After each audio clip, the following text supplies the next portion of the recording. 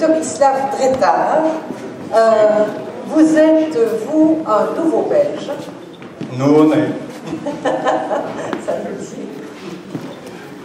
J'ai vécu en Belgique depuis 17 ans. Oui. Alors, vous êtes né en Croatie. Vous étiez professeur à l'université de Biac, comme ça qu'on dit, en Bosnie-Herzégovine.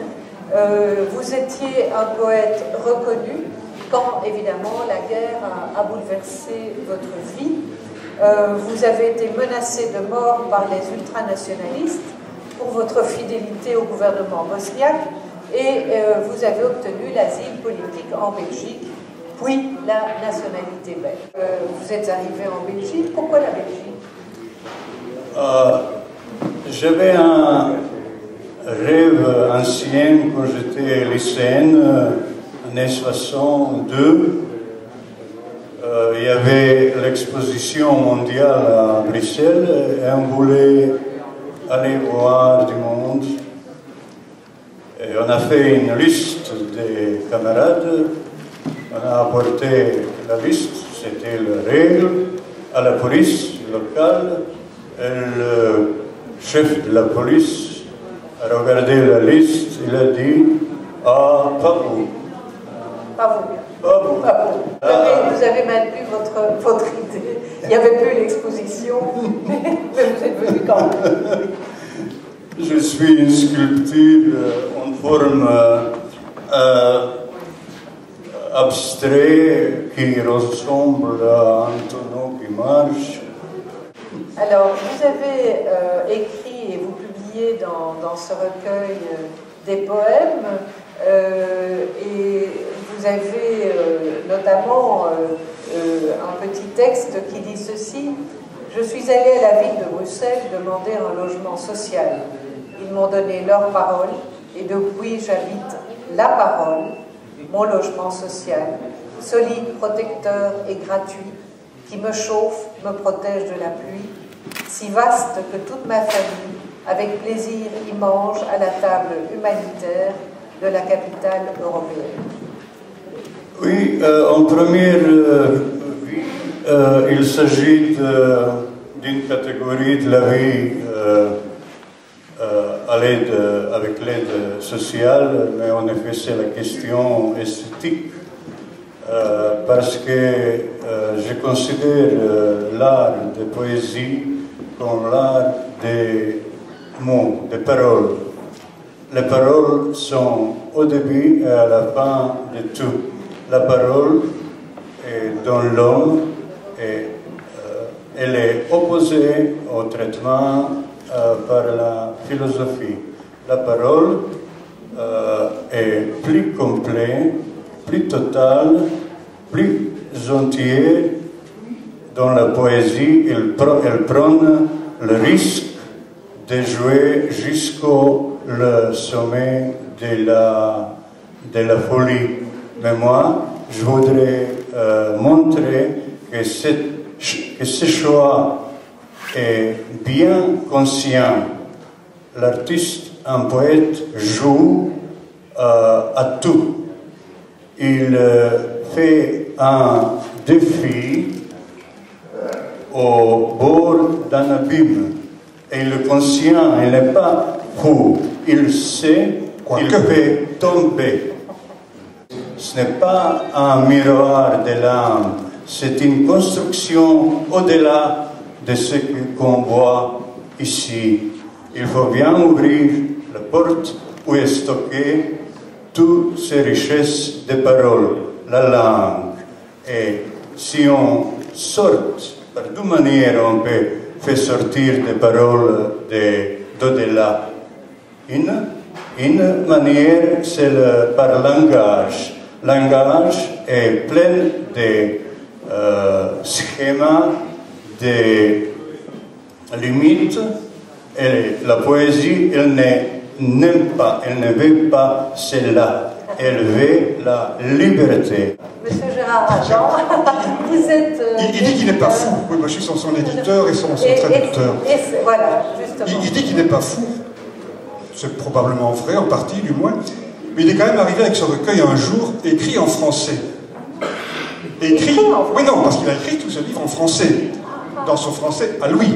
Ah oui, d'accord. Et puis il m'a dit, qu'est-ce que tu penses de ça? Je lui ai dit, Tomo, j'y comprends rien. Il m'a dit, c'est quand même, c'est de la bonne poésie. Il me dit, oui, c'est vrai, je me rends compte que c'est... Alors qu'est-ce qu'on va faire? Il a tout traduit en croate. J'ai repris le texte croate et je l'ai retraduit en français. Alors il dit, oui, mais c'est vraiment ça ce que je voulais dire. Puis-je ajouter une petite chose? J'ai beaucoup réfléchi à ce que Gérard a dit. Où est le problème? D'abord, le problème est dans la syntaxe et la morphologie de la langue française qui est différente que chez la langue slave. Mais il ne s'agit pas seulement de cela. J'ai bien réfléchi, j'ai construit, j'ai fait mes vers en français, mon français. Mais mon français était basé sur la musique, sur le rythme de la langue slave. Et j'ai disposé des paroles à la manière slave. Il y a des rythmes.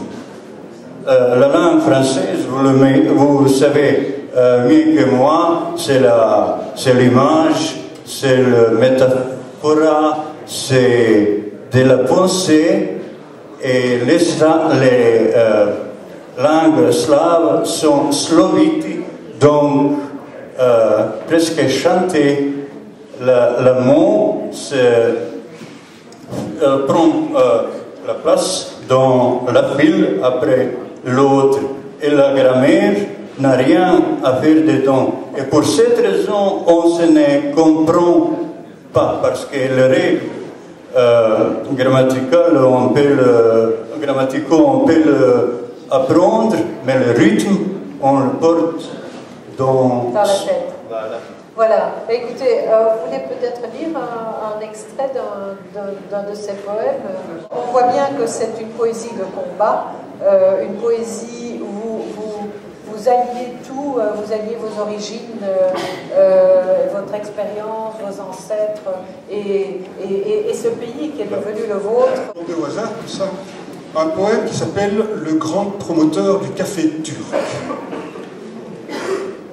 Le 12 septembre de l'an de grâce 1683, le sultan Ahmed II, grand promoteur du café turc, fit apporter devant les portes de Vienne par son maître d'hôtel Kara Mustafa Pacha Sokolovic son café de voyage, dans le but d'apprendre à l'Europe occidentale à déguster le nectar, dont l'effet sera proclamé par Madame de Stahl-Holstein, puis Monsieur de Talleyrand, Prince of Diplomates, dont nous citons le texte publicitaire « Nero come il diavolo, caldo come l'inferno, puro come un angelo, dolce come l'amore » noir comme le diable, chaud comme l'enfer, pur comme un ange et doux comme l'amour.